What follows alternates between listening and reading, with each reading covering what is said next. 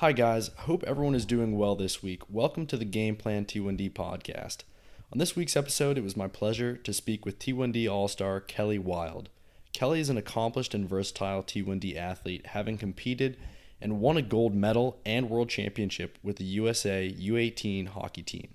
She would then go on to play hockey for Ohio State for 4 years before transitioning to CrossFit. Kelly would compete 3 times at the CrossFit Games as a teams competitor with CrossFit Grandview and Timberwolf CrossFit.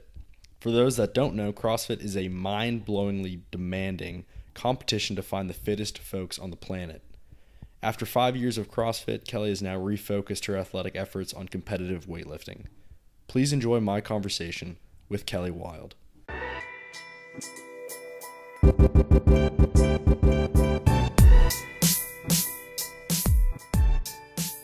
Welcome to the Game Plan T1D Podcast. I'm your host, Sam Benger.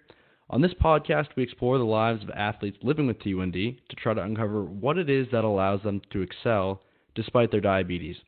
Today on the show, it is my pleasure to be joined by Kelly Wild. Kelly, welcome to the show. Thank you. Thank you for having me. Yeah, that's our pleasure. So, obviously, as we were talking about, you were able to accomplish so much in, various domains as an athlete, different sports, different demands. But before we get to those accomplishments, I wanted to talk about your diagnosis. So you were diagnosed back in 1996. Do you remember anything about those early days with T1D? And perhaps what were some of your sort of early learning experiences that you can recall? Yeah, so what I remember, I was just 5, turning 6, and luckily my mom is a nurse and my dad is actually type 1 diabetic as well, so I didn't experience that prolonged period of time where you're losing weight and you can't really explain it and going through that. It was just pretty much one day was just going to the bathroom a lot, had to was drinking a lot of water, things like that. They tested my blood sugar using my dad's meter, and it was 400 or whatever, so we just went to the hospital from there and got the diagnosis very quickly, which is good versus what other people have gone through. And let's see what else. It was definitely not a smooth transition by any means.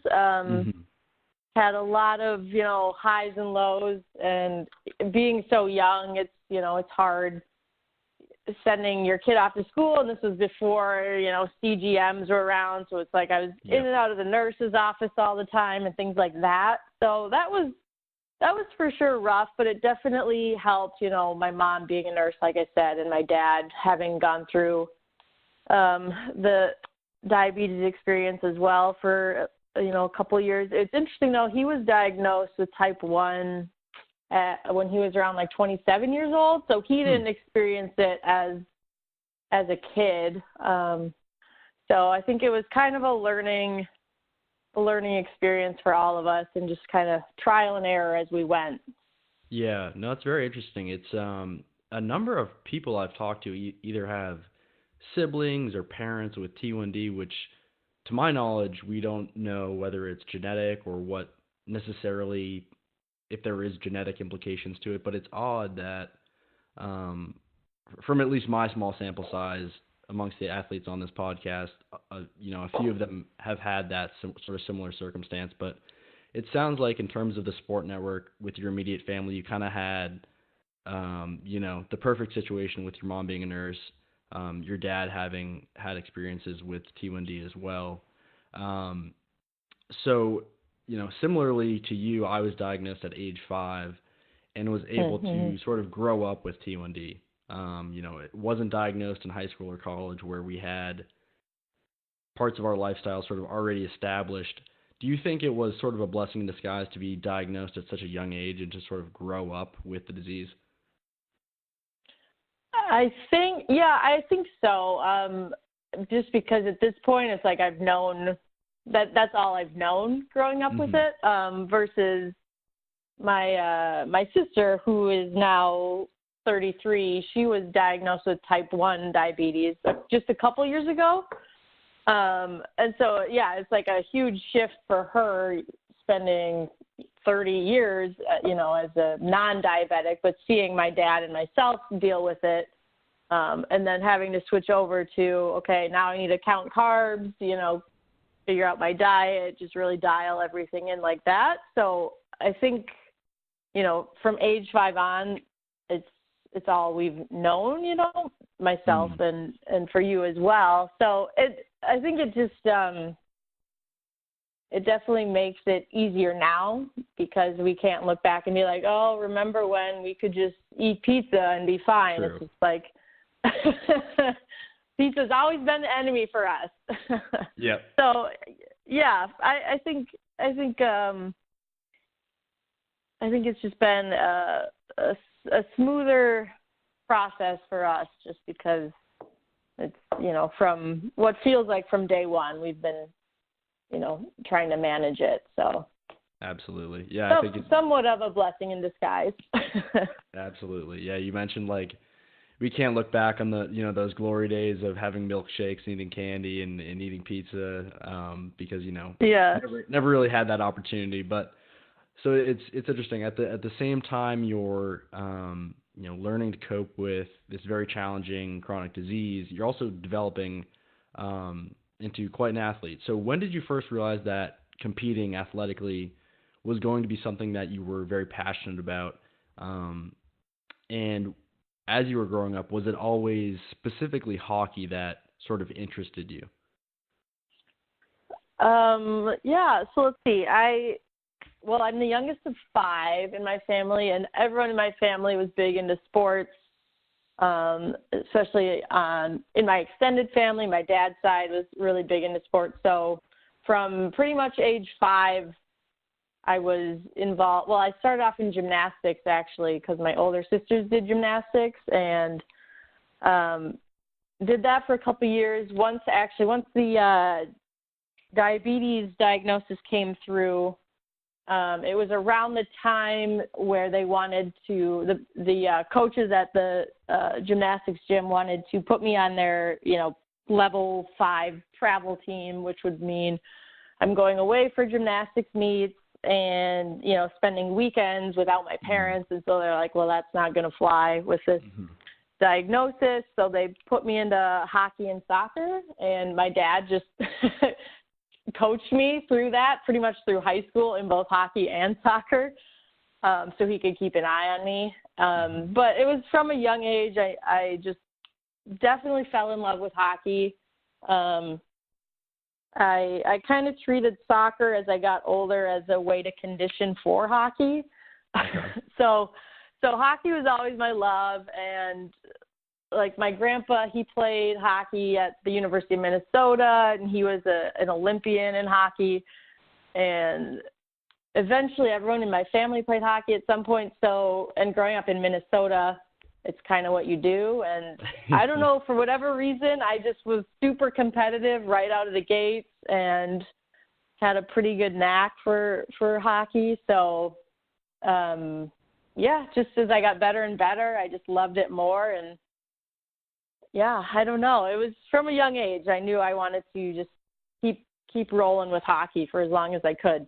Absolutely, yeah. So you mentioned it was all throughout your family. You had the strong, performance of, I think you were mentioning your grandfather being an Olympian and also playing at the University of Minnesota. But as you were developing this passion for hockey, what were some of the challenges diabetically that you were sort of identifying early on, and how did you go about handling those? You mentioned your dad was there to sort of help you out initially, but as you started to take more control personally and individually of your diabetes, what was that process like? Yeah, so it was definitely a challenge because hockey is such an aerobic sport that, I'd go into a practice, which was, anywhere from an hour to 2 hours, in the high 100s, and then 30 minutes in or so, I'd be 50, 60, and then you have to sit out for a while and, let the sugar kick in, drink a couple juice boxes, things like that. So it was definitely a lot of highs and lows. And like I said before, without having a CGM, I think that makes it just that much harder. I'd be checking my blood sugar, just kind of waiting for that low to happen. It was inevitable for me at that point to not end up low at some point. And then it really wasn't until high school and college when I was having issues with the adrenaline factor and just having major spikes during games, where, I'd be pumping insulin in for, throughout the second, end of the first, all through the second period with it not coming down. And then by the end of the third period, when it's like critical time in the game, I would just crash. So it was never, I never quite figured out how to make that a perfect process to make it through an entire practice or an entire game with, a great level blood sugar. But it was just a lot of trying to be as prepared as possible going into those situations and using the things that I'd learned, in prior situations, trying to be more proactive, trying to pick up, as soon as that blood sugar was going up to do insulin versus waiting until it was high to do insulin. Things like that just took a while to figure out. And, I'm still figuring it out in a different sense with my Olympic weightlifting that I'm doing now. And it's just a lot of trial and error and trying to be as patient as possible and not get too down on myself when the numbers aren't great, because, as it's impossible to be a perfect diabetic, even though that's what we're striving for.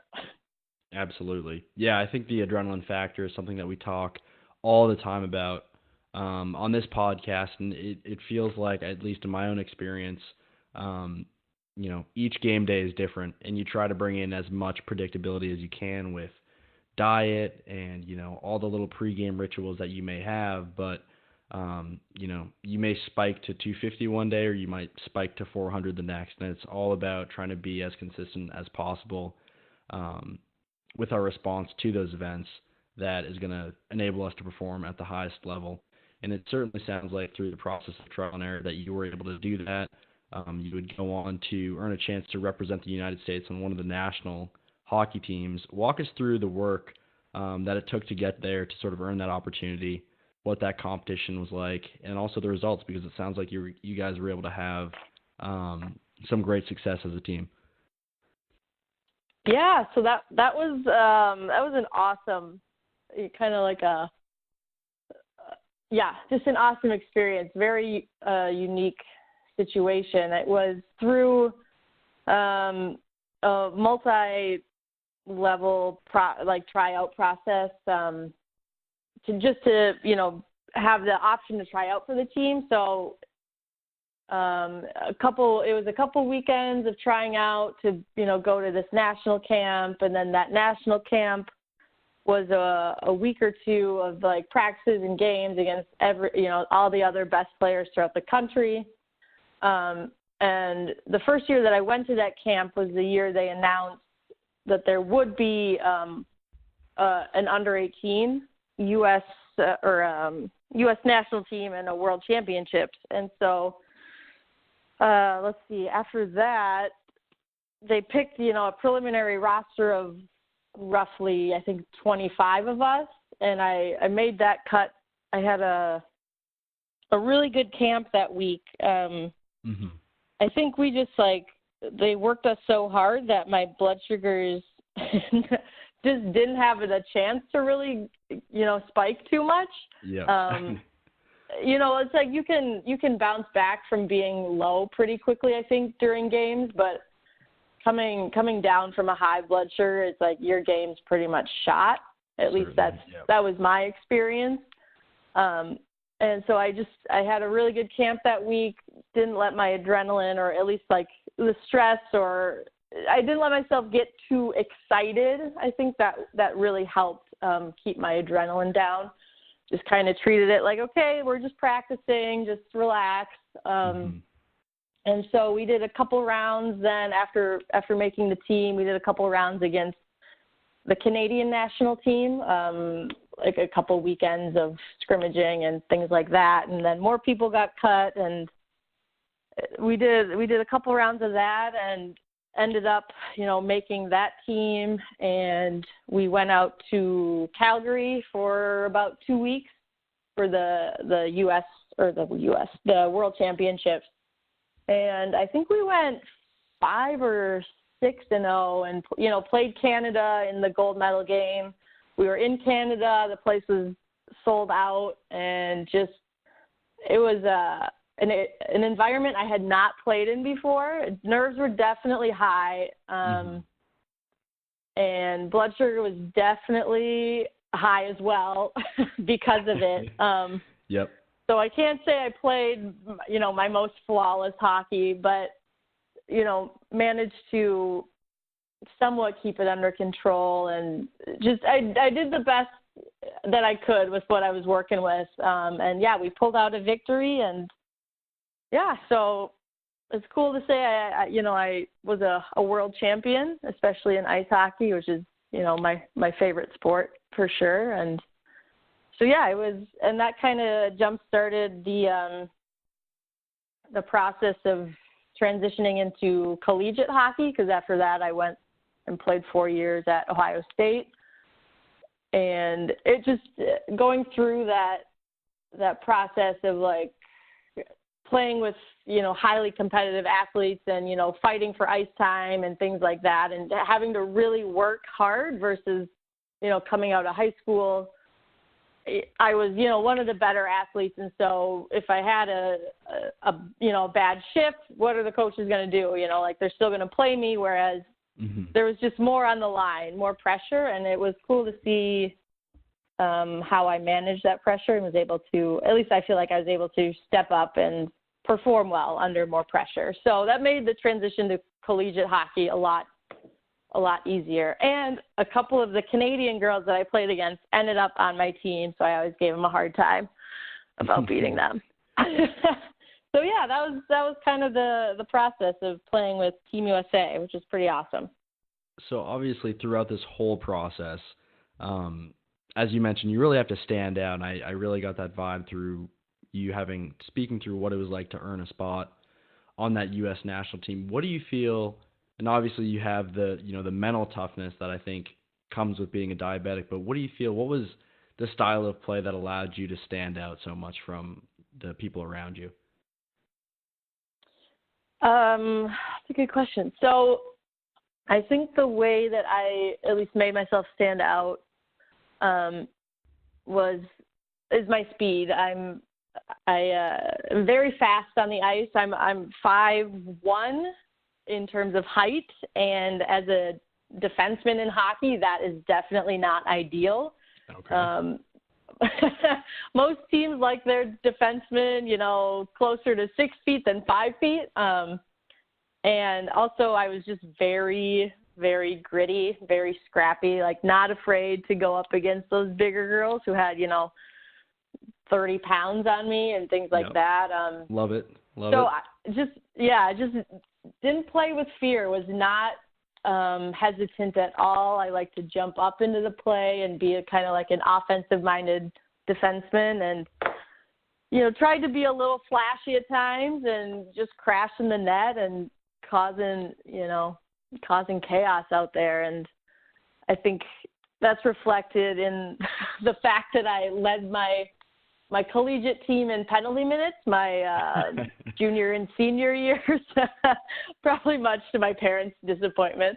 No. But yeah, I just wouldn't take crap from anybody and love to just skate fast and mess with people. And yeah, just gritty. I think I was just a gritty player and, had some speed to me as well. So gritty. Yeah. No, I like that. So my background is football, and I would like to say my roster listed me at 5'8", but I'm probably closer to 5'7", maybe 5'6" and 3/4. But I had the same type of style, if I could describe myself, as fast, gritty. And I don't know, initially I was like, oh man, why couldn't I just be 6'1", 6'2"? But, the smaller players, you got to come in with a chip on your shoulder, and it's a little bit, I think it's a little bit cooler now. We got guys in football like Julian Edelman, and it's cool to be the smaller guys now. So, but you mentioned your playing days, getting started at Ohio State. College can bring just a number of different challenges, for diabetics and especially diabetic athletes. Do you remember any sort of new challenges coming about as you entered that college environment? Yeah, for sure. Yeah, even like you said, just going into college, not as a diabetic is challenging, and there's a lot of like transitioning.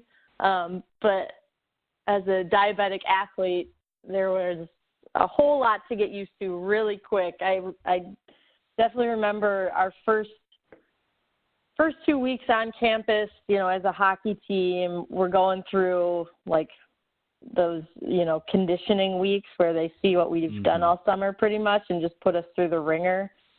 And just the volume of training, it was like, we're on the ice twice a day, we're doing dry land, we're going to these meetings and here and there. And I just remember feeling like I was not about to survive 4 years of this. Just blood sugar was so low, and, I'm away from my family, and I got to make sure I'm stocked up on juice boxes and can't call my mom up and be like, hey, can you pick some granola bars up from the store on your way home? Yep. So just the independence and that gaining that new independence was a hard transition for sure. But then also dealing with like the food, when you're a freshman in the dorms, you got to eat the, cafeteria food, and that alone will just throw a diabetic through the ringer right there. So just trying to navigate that as quickly as possible and figuring out, okay, what is the healthiest option here that's not going to throw me off for the next 6 hours. Just things like that. Nutrition, the sleeping thing, having a roommate, hoping that your roommate is understanding that you're diabetic and you're going to be up multiple times a night making noise and things like that. It was just, you're kind of just thrown into it, and you either sink or swim. And for a minute there, I thought I was sinking, but then you figure it out. And luckily, my teammates were very supportive, and my roommate as well. And so it was a hard transition, but I am definitely glad that I went through it. Yeah, it can certainly be and feel like trial by fire at points. I certainly recall that as well. You mentioned just trying to have to be more prepared. Do you recall like developing any sort of systems, whether it be glucose tabs or Gatorade, or always having certain fast-acting insulin on you? Because I know, from my background, we would go 2-a-days, so we're out on the field and then right into meetings, and there wasn't a lot of time to go and get carbs or glucose if you were going to go low. Did you kind of have some sort of a safety blanket in terms of fast-acting insulin or anything like that to help you be prepared in those situations? Yeah, for sure. I was always a juice box person from the beginning. Yep. So I always carried, I still do, a couple juice boxes, couple just like Nature Valley bars. I never really got into eating candy or like sweets when I was low, just the juices. And so even like during practice, the athletic trainer would carry, I gave him a fanny pack full of just like, my diabetes testing supplies, couple juice boxes, couple bars, and he'd just have it right on the bench for me. But yeah, always, I'd always have a backpack or a bag full of, Humalog and juice boxes. That's my go-to. Still is. That's the go-to. Yeah, that's all you need. Yeah. Yep. And you brought up an interesting point there in terms of the training staff. I know for some athletes entering college, I think the high school environment with training staffs being perhaps a little bit less developed, at least consistently so, a lot of athletes take it on themselves to manage their T1D, whereas when they get to college, it can be, kind of a balancing act between how much do I feel like I'm burdening the training staff versus how much should I continue to try to be, 100% independent in my T1D treatment. I know this is something for me that I sort of struggled with in terms of really leaning into, our training staff at Carnegie Mellon, where I went to school. Did you feel like you went through a similar, learning process, or were you able to sort of rely on the training staff from day one? I feel like I did not rely on them a whole lot. I think that's one of my, not regrets, but like I could have done differently back then, especially being at Ohio State where the athletes have so many resources available to them. I really just didn't utilize them. I wanted to, I don't know, I felt like I wanted to be independent with my control and just take it on all myself. And I don't know if I felt like they wouldn't be able to help me. I don't know. I definitely feel like I should have utilized, like the endocrinologist or even like the primary care physicians that they had on staff, when I was having those problems with higher blood sugars, coming up with a better game plan. I feel like I could have gleaned more information from them or more advice. But yeah, really, I was just like, I've been doing this by myself, all these years. I'm going to just keep on doing it myself and try to be independent with it. So I really didn't lean on them too much either. So something that I would change had I had the opportunity to redo or go back and, change anything. Yeah, I think, like you said, especially when you are diagnosed at such a young age like we were with T1D, you kind of feel like a seasoned endocrinologist by the time you're in college, and you don't feel that the training staff can necessarily add any value. But at the same time, that's their job, and there have been a lot of diabetic athletes that have come probably before us, and sort of like you mentioned, just basic protocols can be put into place by the training staff, and having them there to have your back and, making sure that they're aware of the situation is hugely important. So I would encourage, any diabetic athletes that are sort of going into the college process or perhaps in college now to fully embrace or try to embrace that training staff, have conversations with those people, and you're only going to benefit from that situation. But we're going to pivot now to post-hockey. I am a huge CrossFit fan. This is something that I did CrossFit training to train for football all throughout high school and college. I want to talk about your trips to the CrossFit Games and how you got into doing CrossFit and sort of what fueled that pivot for you. Yeah, sure. I picked up CrossFit in 2012 or 2013, right after my hockey career ended.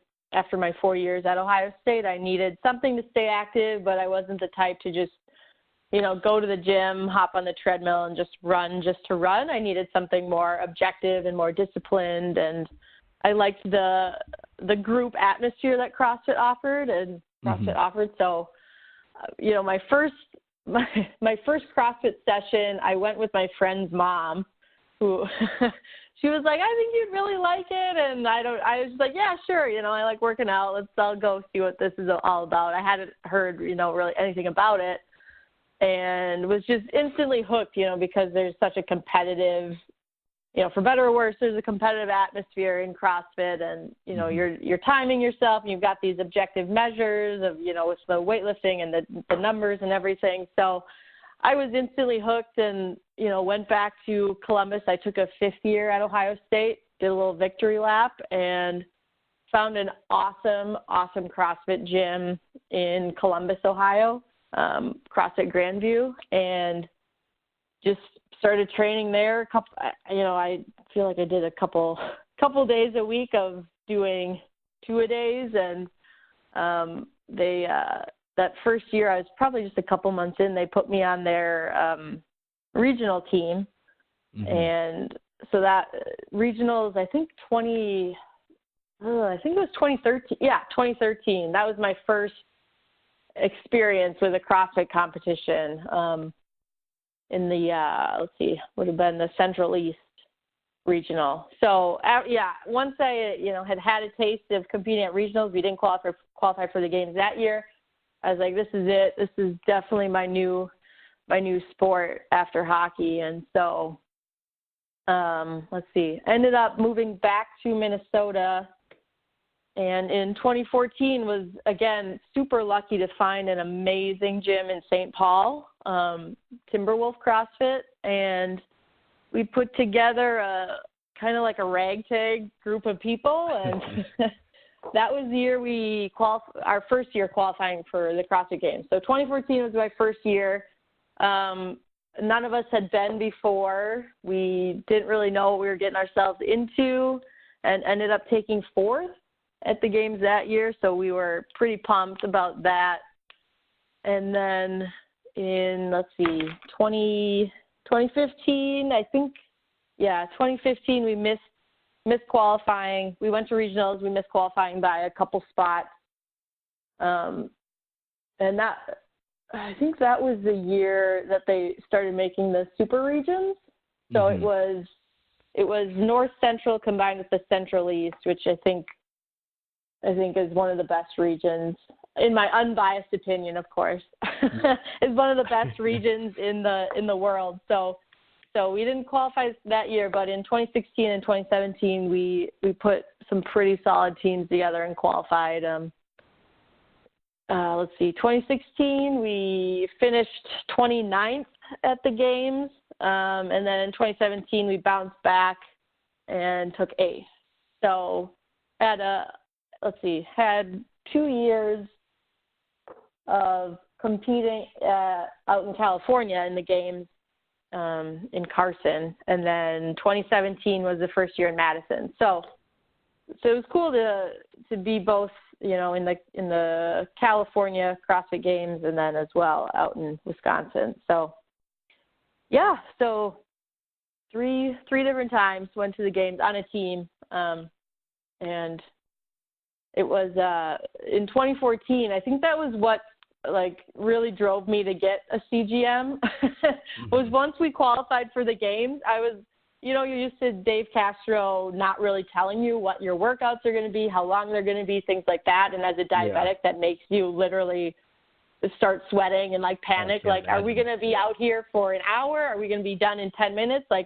Just the unknown, which is what, CrossFit's all about. Prepare for the unknown and the unknowable. And, it'd be a day before and we wouldn't know what the workouts were going to be. So I started looking into getting a CGM. And so at the 2014 games, I had a CGM for about a couple weeks. And that was definitely a game changer for sure, getting that. Ever since I've, the longest I've been without a CGM on me is probably a couple days. And it's something I wish I would have had as a younger athlete for sure. But I'm glad I've got it figured out now. And so CrossFit just switched out of that about a year ago. After the 2017 games, my body was kind of feeling it a little bit after 5 years of competitive CrossFit. So just Olympic weightlifting now and training for some competitions with that. And I loved it. Still love CrossFit, still do a lot of coaching with individual athletes. And I think it's a great sport for sure. Absolutely. Yeah. And I would encourage any of our audience that is not familiar with the pure insanity that is CrossFit, go give it a quick Google or a search in YouTube, and you'll just be blown away by the fitness and the mental fortitude, of even regional competitors, let alone games competitors. So big kudos to you, Kelly. So you sort of answered my question. I was going to ask you about, the different demands that, CrossFit and competitive training bring versus hockey. And you mentioned starting to use a CGM. Was there sort of a night and day difference with regard to your diabetes control with the CGM? I am and probably have been on a CGM for probably 4 to 5 years myself. And, whenever there's a stretch where I'm not on it, it's just, for me, night and day, and I can't imagine now not having one. So what was that difference like that you were able to sort of observe? Yeah, my A1C definitely dropped. Let's see. I don't even know by how much. I was in pretty good control prior to that, but now it's just like, a night and day difference for sure. Totally dialed in, and, I'm checking it all the time, of course. But with, especially with like CrossFit or Olympic weightlifting, where your performance has to be so spot on and so precise for those, at least those shorter workouts, and for hitting, big numbers with the Olympic lifts. The difference between being, 80 versus 170 is huge, and just being able to track those numbers and not just, have one number given to you on a meter, but being able to see, okay, yeah, I'm 80, but I'm rising rapidly. Like that, yep. The control is just, it's so much better. Like I said, I wish I had one for, since age 5. It would have for sure been a game changer, But I'm glad I've got it now for sure. And any athlete who is a diabetic, for sure, I think that they would find major benefits to wearing one. Just with that precision that you can get using it, I think every diabetic, let alone if you're an athlete or not, would have find benefit from it for sure. Yeah, couldn't agree more. And it's funny, you mentioned, and I wanted to ask about, hockey is such a more of an endurance, long burn type event versus what you're into now with competitive weightlifting, where it's, you have one lift that might take a few seconds. And how have you sort of differentiated your preparation for those events? Because you said, and I was sort of surprised, lifting at 80 versus 170, you can actually feel that much of a difference between those two numbers? Yeah, for sure. Anytime I'm really over about 140 is when I notice just like my technique is subtly off. I'm slower moving. So with lifting, I like to sit around really like 70 for as long as possible. And I found, which is great with lifting, that my blood sugar, doesn't really drop a whole lot because we're not doing anything aerobic. And then being on a different long-acting insulin than what I was on before, I was on Lantus for a long time, and with that I found that when I did weightlifting, my numbers would slowly rise throughout the session. Being on Tresiba now, they just stay level, which is great. But yeah, with the competitions though, I still do get that adrenaline spike. So I'd like to roll into a competition, around, like I said, 70. The minute it starts creeping up over 100, I'm doing insulin proactively, and I'll deal with a low if it comes up. But I'm just, trying to avoid those numbers over 150 for, as best as I can. So like at nationals this last year, back in May, I remember and the other thing with weightlifting is that you have to weigh in 2 hours before competing. And so I typically have to cut weight to get to my weight class. So I'm not eating anything prior to weighing in. Wow. And then once that weigh-in comes up, I'll try to do insulin 15 minutes before weighing in. That way I can hopefully weigh in quickly. If there's, if my name gets called first, that's great. If I have to wait, 10 or 12 lifters down the line, then we're kind of pushing it. But in terms of dropping low, just that makes it even more challenging because I like to do insulin, 3 to 4 hours before lifting. That way I know what I can make those corrections. If I'm going to end up high, I can make that correction 2 hours out from lifting and end up being okay. But with the weigh-in being just 2 hours before, it's, you really got to be precise and on point with that dosage and how much you're going to eat. Because, just the time limit right there, if you're ending up high, your whole meat's going to be screwed. So yeah, with nationals in May this last year, I remember I did insulin right before weigh-ins, was first person called, which was great. Ate whatever, blah, blah, blah. It's an hour before the meet starts. I noticed my numbers going up a little bit. Do some insulin, then of course you know how you have it where it's like, oh, I'm 124 and I'm going up, so I do insulin, then 5 minutes later it's like, just kidding, you're 116 and you're level. Yep.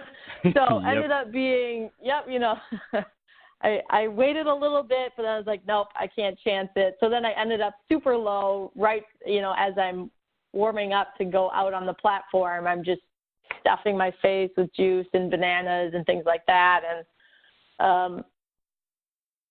so that definitely happens still. I'd rather deal with a low than a high because, a low you can bounce back from a lot quicker. But just one of it's different from hockey in a lot of senses, but I mean, you're still dealing with similar things of just managing the highs and the lows as best you can. Absolutely. It almost sounds like a bit of a reverse approach in terms of whereas with hockey you may have been riding a little bit on the higher side heading into competition to kind of give you that buffer over the course of the game to work through. With weightlifting, you want to kind of, like you said, be hanging around the 70s and then bounce up right when you're about to hit that lift. But I wanted to get to a interesting quote that I saw on your social media. You said, "My goal has always been to reach my full potential and to inspire other diabetics to pursue their passions, even if it means you have to work a little bit harder than the average person to achieve them. All of the discipline and effort will be worth it in the end." I loved that statement, and I wanted to ask you, given that, what's next for you as you sort of continue to try to live those words out? What is next for me? So I recently moved out to California from Minnesota. Yeah, I'm working as a physical therapist out here, but the thing that kind of spurred me to make that move across the country was to come out here and lift for California Strength, which is in the weightlifting world, they're very well known for having great athletes, great coaches, things like that. So I realized after my first national meet in May of this year, where I finished second, and so I was like, okay, like I'm all right at this. So I wanted to kind of set myself up to be in the best environment to pursue Olympic weightlifting and see, where I can take this and how good I can get at this. And now that I feel like my diabetes is in the best control that it's been in, that's not something that I'm going to let hold me back. So, I've got a meet coming up in a couple weeks here, and if things go well, I'll at least be on the list as a potential candidate for some international competitions with, like Team USA. So just now that, like I said, now that my diabetes is more well controlled than it ever was with, hockey, I just want to see how good I can be at a sport with, without having to consider, oh, yeah, she's good for, being a diabetic or anything like that. It's just like, she's good, period. Like that's just what I want to see. I want to see how good I can be. Just as an athlete, period. Love it. Yeah, absolutely. And really what's important there is that you're in California and no longer Minnesota. I can't imagine how awesome that must be being in Boston myself. So that is an awesome message. And like I said, I love the quote and, sort of transcending diabetes to just be an athlete, period. along those lines, we'd like to ask a common question. If there was a diabetic that you could send a message to right now, perhaps they were just diagnosed or they're struggling, going through a rough patch, just in need of some support, what would your message be, Kelly, to that diabetic, and why? I would definitely tell that person that, they're not alone with their, struggles with diabetes, whatever they're going through. The rest of us have gone through as diabetics. I'm sure of it. And just the way that social media has just blown up, and the way that we can connect with people, across the nation, across the world. And I found so much support through, Facebook groups online, and, through Instagram. You find other diabetics who are working towards the same things you're working towards and are struggling with the same things you are. Just reaching out to those people and, connecting with them. Speaking from my own personal experiences, when you come across another diabetic, they're just as excited to talk to you about it as you are to talk to them about it. Like, I feel like you find an instant best friend once you see someone wearing like a CGM or a pump or things like that. So just, growing up, I felt like I was very much alone with my struggles, and that made it so much harder. And now I'm so thankful, to be a part of, like I said, these Facebook groups with people who I've never, met in person, but can still message them and be like, oh, I'm struggling with this. Do any of you guys have advice? And within 5 minutes, you've got 20 responses from from people like that. So it's just not being afraid to reach out, and not thinking that you're alone with whatever you're going through, and not isolating yourself. Just simple, hey, like, I'm having trouble with this, just reaching out. And everyone in the diabetic community is so supportive. And also, just don't be too hard on yourself. Like, it's impossible to be a perfect diabetic. I know that's what we're trying to be, but you can plan for everything and anything, and you're still going to have those highs and lows come up. So just trying to roll with the punches as best you can, and just know that no diabetic is perfect. Love it.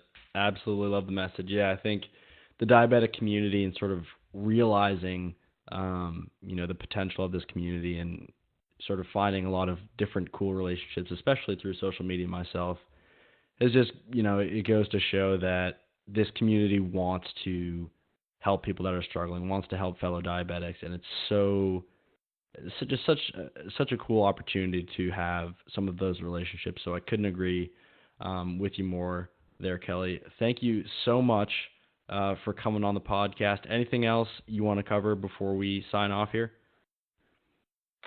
No, I don't think so. I feel like I talked way more than I normally do. I think I said everything I wanted to say.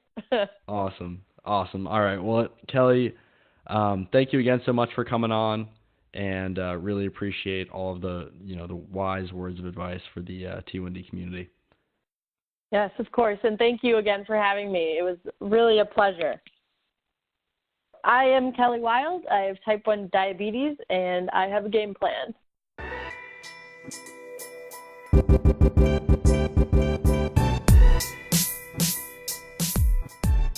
We hope you enjoyed this episode of the Game Plan T1D podcast. For related content, please visit www.gameplant1d.com or follow us on social media @GamePlanT1D. Find your game plan.